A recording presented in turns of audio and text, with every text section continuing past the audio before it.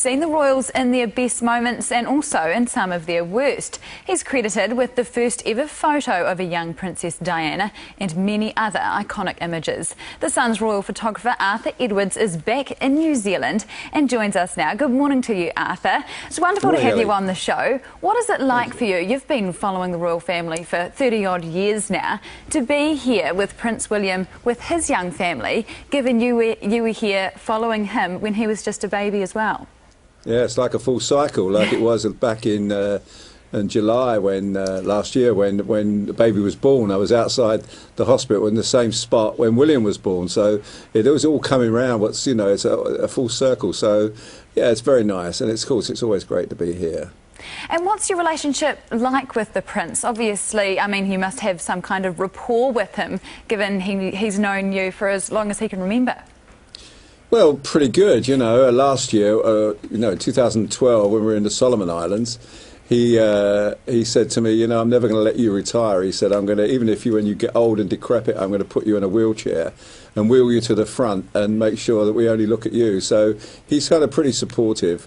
And just before I came on this trip, I was doing a job with him with the Queen in Windsor, about 3 days before the trip, and he said, "You're going down to New Zealand?" I said, "Yes, sir." He said, "Just take it easy." I said, "Thank you very much." And of course, you were there at the very iconic Buzzy Bee moment on the lawn there in 1983.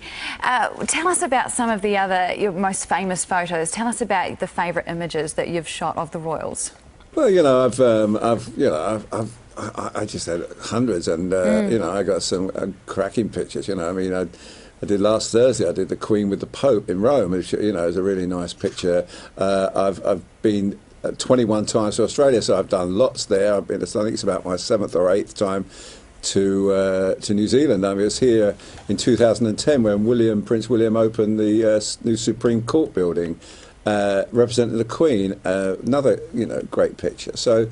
There's just lists of them, the breakup of his mother and father's marriage, all the trauma in India and the Taj Mahal, and it's just been endless, and it's good things too, of course, obviously, the weddings I've done, Prince Charles's 2 weddings. I've done William's wedding, and hopefully next year we may be doing Harry's wedding. Who knows? So it's good times, yeah. And tell us, I hear you've got quite an interesting relationship with Prince Charles as well. Tell us about that.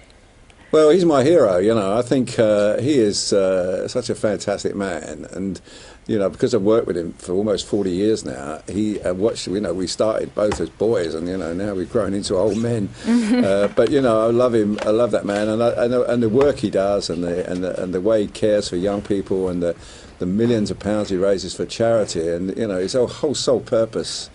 His life is just to do good things. So, working with him is a pure joy. And I've said this often, if I only ever had to work with one member of the royal family, I'd pick him every time, because, all through the Diana years, he kept his dignity. He never spoke very ill about his wife, ever. He was just absolutely a gentleman all the way through, especially the bad times when she wrote the book, Diana, with Andrew Morton. He kept, he was just incredible. And, when I work with him, he accommodates, he helps me, he knows that I've got a job to do. He's always been very helpful towards me. So, he's my kind of, as amongst the royals, he's my hero. So, and when I see a lot of it in his sons as well, William as well. William's a fantastic person that works hard with children and young people. And now we've got the Duchess. I mean, this is just a joy. And, of course, they've become the sort of Brad and Angelina and of the royal world, and so for me it's